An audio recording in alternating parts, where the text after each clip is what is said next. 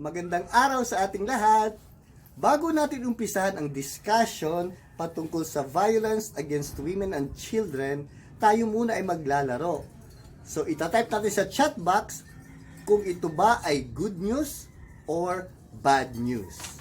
Umpisahan na natin. Estudyante, pinuri sa loob ng CR. Good news or bad news? Hubad na larawan ng babae, ikinalat ng ex-BF sa social media. Bakla, ni-rape sa plaza. Good news or bad news? Sex, kapalit ng mataas na grade. Nabisto. Good news or bad news? Anak, ibinugaw ng magulang sa internet. Ito, good news or bad news? Dalaga, ginahasa ng kainuman. Good news or bad news? Tibo, hinipuan sa jeep. Date rape drugs, laganap. Minor de edad, ipinuslit ng sindikato sa pier, nailigtas. Katulong, itinali sa puno ng amo. Good news or bad news? Mrs. Sinapak ng asawa ng tumangging makipagtalik. Good news or bad news? Anti-bastos law. Permado na. Okay, so yun po. Maraming salamat sa mga nagsagot. At itutuloy na po natin ang ating discussion sa violence against women and children.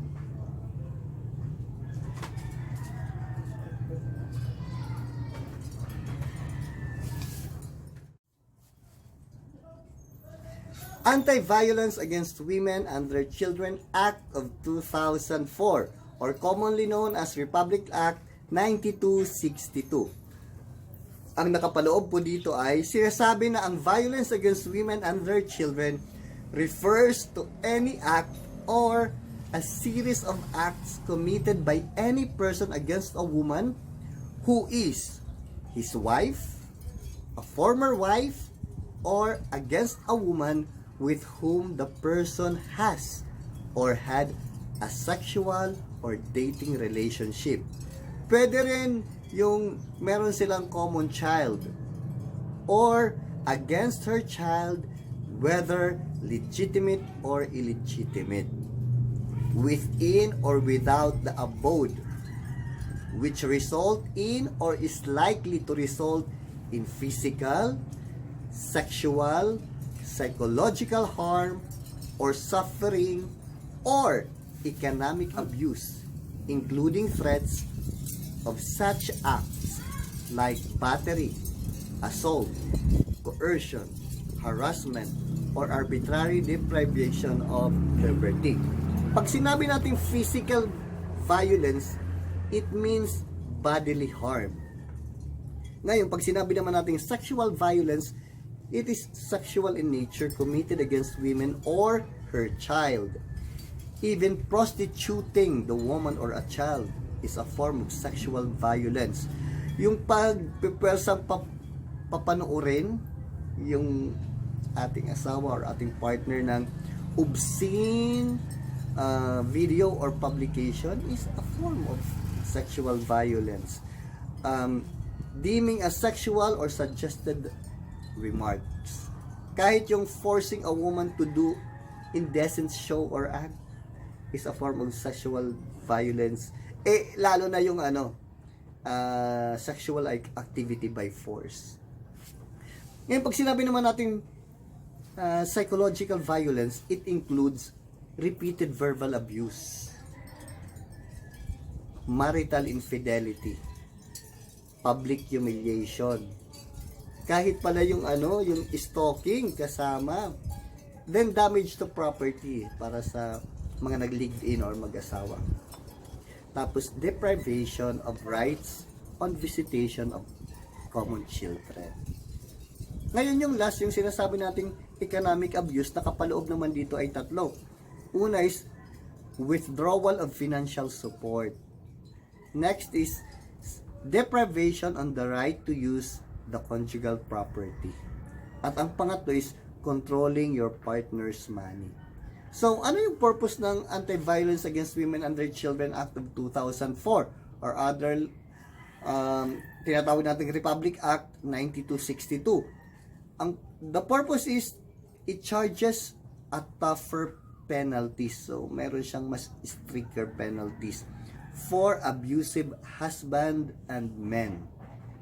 And of course, the government to show and express in valuing the dignity of women and children and guarantees full protection of the human rights.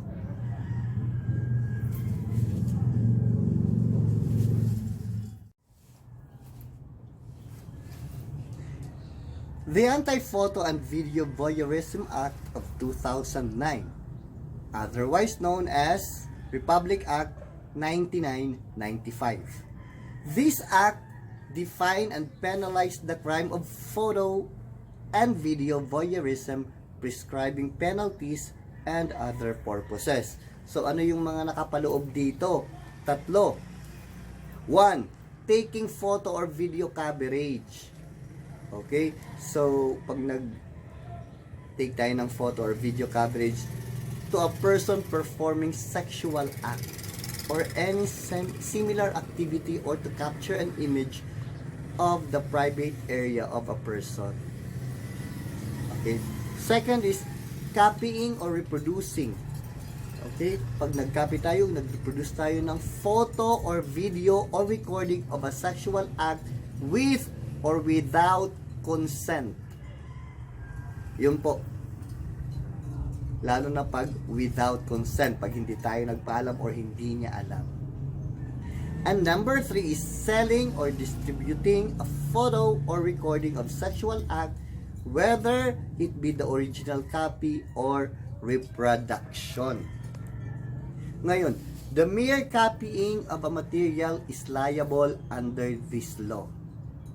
The mere showing of the material on one's cell phone would violate the law. Halimbawa, meron tayong nasa ating cellphone na ipapakita natin, ay naka-violate na din tayo.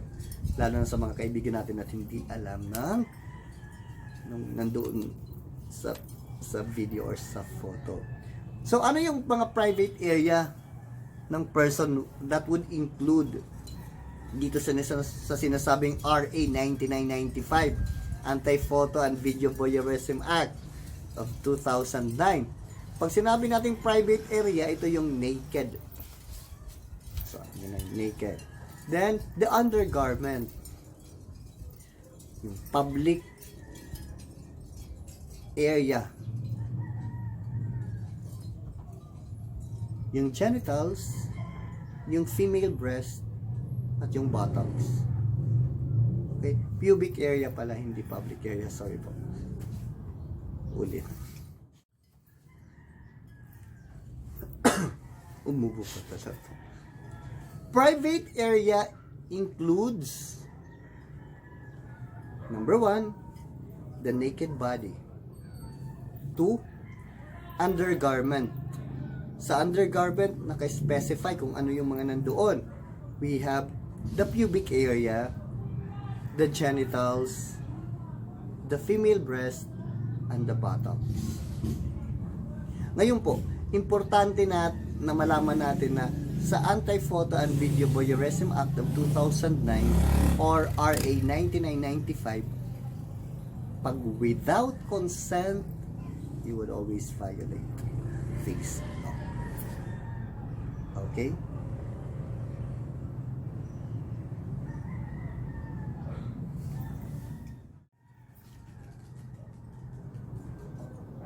The Anti-Child Pornography Act of 2009 or RA 9775.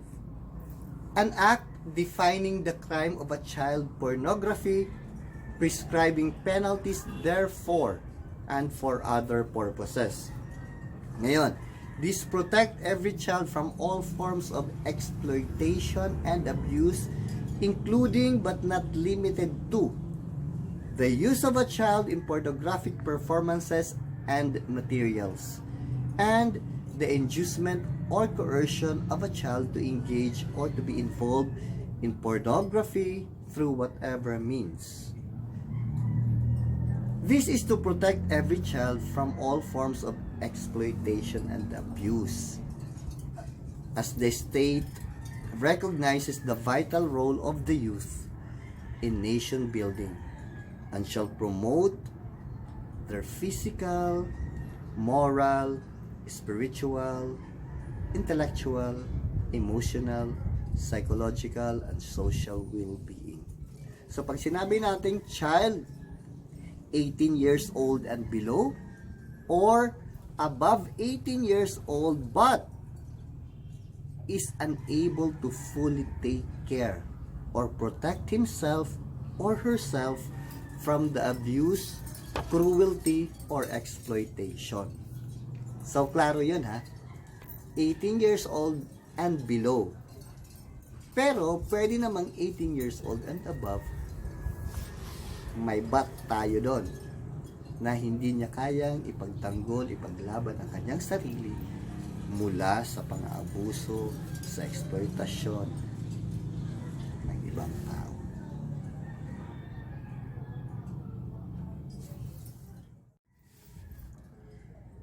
Safe Spaces Act of 2019. That's RA 11313. Safe Spaces Act of 2019 defines sexual harassment in streets, public places, workplaces, and educational institutions. Public place can also refer to online environments. Now, Safe Spaces Act of 2019 prohibits making unwanted sexual remarks and comments online, including uploading and sharing someone's photos or videos without consent. These photos or videos do not have to be explicit or sexual in nature. Stalking someone on the internet or posing as someone else, parang fake account, or could be considered as sexual harassment, as this can cause mental, emotional, or psychological distress, as well as fear of personal safety. Actually, this is under the umbrella of VAUSI, Violence Against Women and Children. Why? Because despite the existing laws protecting women, violence against women still exists in many forms, a manifestation of gender inequality. According to SWS survey in 2018, 8 out of 10 young women aged 18 to 24 experience sexual harassment at least once in their lifetime. Biruin nyo yun? 8 out of 10 naka-experience ng sexual harassment. Itong matindi. 2 in every 5 women or 41% age 15 to 49 never asked help to end violence. So 41% ay hindi nanghihingi ng tulong. And 1 out of 4 talk to someone about violence but did not seek help. 1 out of 4. Safe Spaces Act expand to public places, sa street, sa kalye, sa mall, and even sa cyberspace, sa online. So Safe Spaces is closely related to Anti-Sexual Harassment Act of 1995, otherwise known as RA 7877. Yun nga, hindi natin alam, meron palang ganito, no? Safe Spaces Act. In Tagalog is called Bawal Bastos Law.